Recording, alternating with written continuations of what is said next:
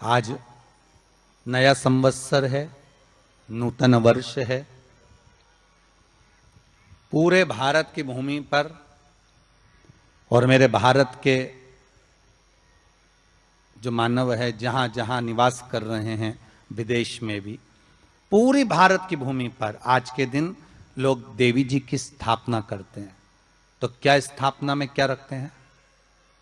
कलश रखते हैं ना। तो कलश किस लिए रखा जाता है? कलश का क्रम क्या है? अपन ने अभी तक कथाओं में बहुत सुना, शिव महापुराण में, कि दिए का महत्व क्या है। अपन ने सुना दही का महत्व क्या है, जल का महत्व क्या है। पूरी शिव महापुराण में अपन ने अलग अलग महत्व को जाना है। पर यह नवरात्रे में जो शिव महापुराण की कथा शुरू हो रही है, नवरात्रे में जो शिव महापुराण की कथा को हम श्रवण करने के लिए बैठे हैं, इसमें हमारा एक संशय और मिटना चाहिए कि भारत की भूमि पर जब मां आद्य शक्ति की स्थापना होती है, मां जगतजननी को जब विराजमान किया जाता है, या चैत्र नवरात्रे में, शरदीय नवरात्रे में, आषाढ़ी नवरात्रे में,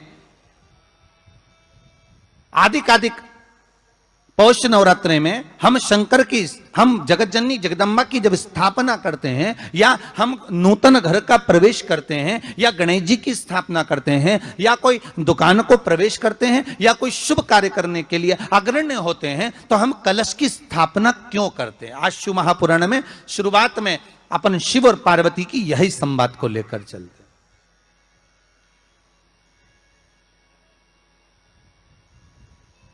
आखिर कलश में ऐसा क्या है?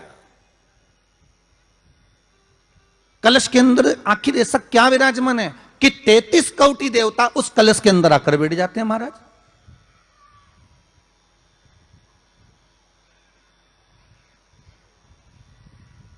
आप कोई यज्ञ करने जा रहे हो, आप कोई पोथी पुराण करने जा रहे हो, आप कोई अच्छा कार्य करने जा रहे हो, तो ब्राह्मण देवता कह देते कलश की स्थापना होगी, कलश की शोभा यात्रा निकलेगी, कलश यात्रा निकलेगी, कलश विराजमान होगा।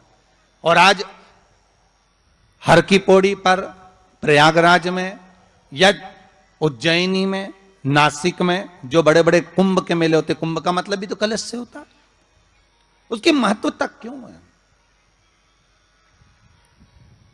उस कुंभ की, उस घड़े की महत्वता कहां से प्रकट हो गई?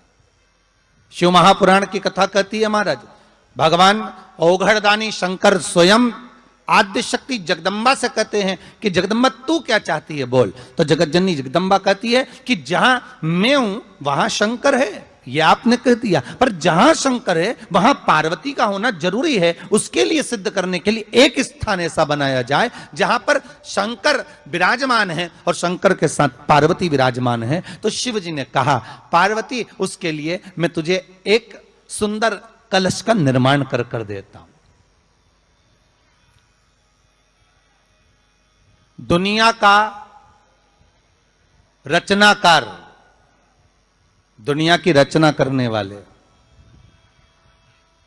महाराज, संपूर्ण ब्रह्मांड की रचना करने वाले, जिनको भगवान शिव ने स्वयं ब्रह्मदेव से कहा है कि ब्रह्मा जी तुम सृष्टि खंड को आगे बढ़ाइए, सृष्टि की रचना करिए। और आज ही के दिन, यही चैत्रीय प्रतिपदा के दिन,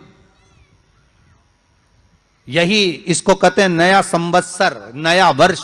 हिंदू धर्म में क्यों कहा जाता है? आज ही के दिन ब्रह्मा जी ने महाराज सृष्टि की रचना करना प्रारंभ करा था। आज ही के दिन भगवान शिव और ब्रह्मा का संवाद हुआ था। सीधे भगवान शंकर ब्रह्मदेव के पास जाकर बोले थे, हे ब्रह्मदेव, आप सृष्टि की रचना करिए। तो ब्रह्मा जी ने पूछा था, सारे नक्षत्र आपने बनाए, सारे दिन आपने बनाए, सारी घड़ियां आपने बनाई, सारा पल आपने बनाया, मनुष्य की श्वास गिनती, काउंटिंग, अर्थात मनुष्य के शरीर की रोमावली, ये सब आपने निश्चित करी है।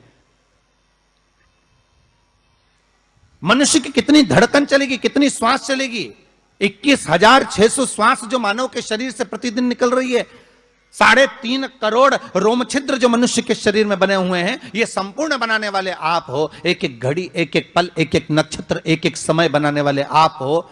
हर श्वास को बनाने वाले आप हो। तो आपसे मुझे कहना है कि एक निर्माणकर्ता ब्रह्मदेव, आप ब्रह्मा जी करें तो एक काम करो ना कि सृष्टि की रचना भी आप करो।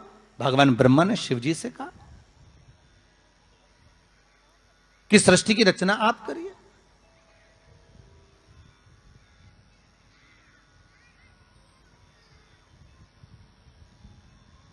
महाराज भगवान ओघड़दानी त्रिकालदर्शी शंभु कहते हैं, मेरा कैलाशी मेरा शिव कहता है, नहीं नहीं नहीं, नहीं। ब्रह्मदेव सृष्टि की रचना करने को तो हम कर दें, मना नहीं है, पर भगवान विष्णु की नाभि से आप प्रकट हुए हो। भगवान शेषनाग की सैया पर शयन कर रहे हैं, और भगवान जब शेषनाग की सैया पर शयन कर रहे हैं, उस शेषनाग की सैया से सोते हुए भगवान ने अपने नाभि कोश से आपको प्रकट करा है कमल के पुष्प के ऊपर, और आप भगवान की अंतः नाभि में, ब्रह्मदेव ना जाने हजारों वर्ष तक आप नाभि में प्रवेश करते गए, हजारों वर्ष तक आप नाभि के अंदर जाकर साधना करते रहे, और साधना करने के बाद भी आपको यह पता ना चल पाया कि आपका प्रागट्य बिंदु क्या रहा। ब्रह्मदेव सृष्टि की रचना आप करिए।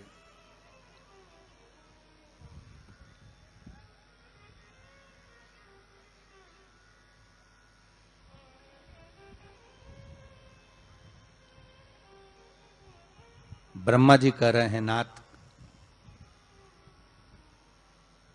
इस सारे ब्रह्मांड को रचना करना है, कर दूंगा, मना नहीं है, पर रचना करता भगवान ब्रह्मा जी कहते हैं कि मैं संसार को एकाग्रित करूं, उससे पहले 33 कोटि देवताओं को मुझे एकाग्रित करना, और सारे 33 कोटि देवता एक जगह पर आकर विराजमान हो जाएं, ऐसी कोई व्यवस्था करना।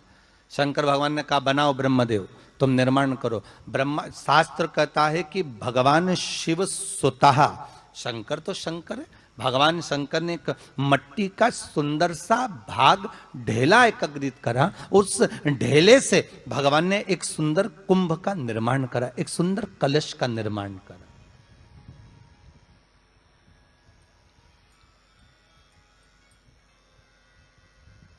देखिए कितनी सुंदर कथा है। अगर आप लिंग पुराण में इस कथा को निकालोगे तो एक आनंद की अनुभूति और होगी। अगर किसी के मन में संशय हो कि यह कथा कहां से ली गई है, तो लिंग पुराण में से आप इसको निकालिए।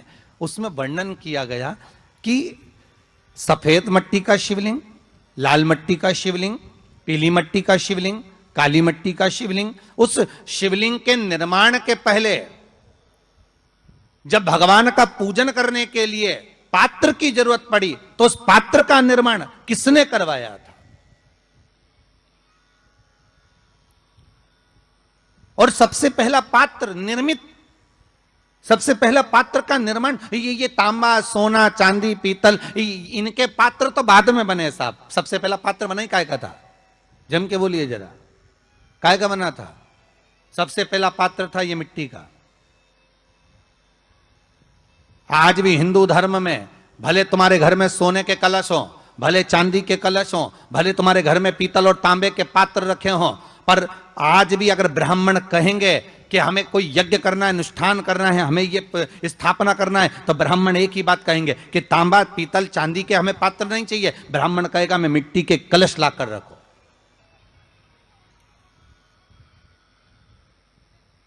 हमें मिट्टी के कलश चाहिए। और कितना बड़ा प्रमाण है जी, शास्त्र का प्रमाण देखिए कितना बड़ा है।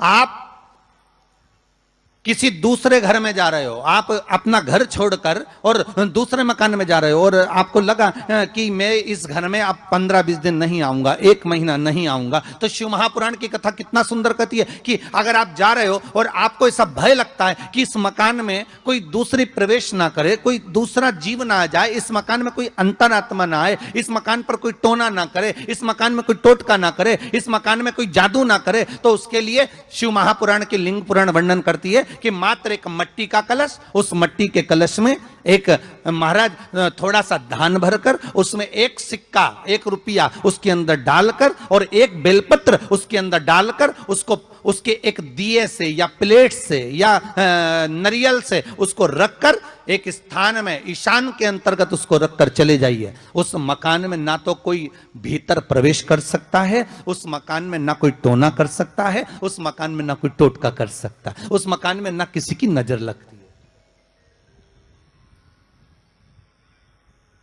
और वो पात्र कोई दूसरा नहीं होना, वो पात्र होना चाहिए मट्टी का कलश। मट्टी के कलश की बड़ी महत्वता है।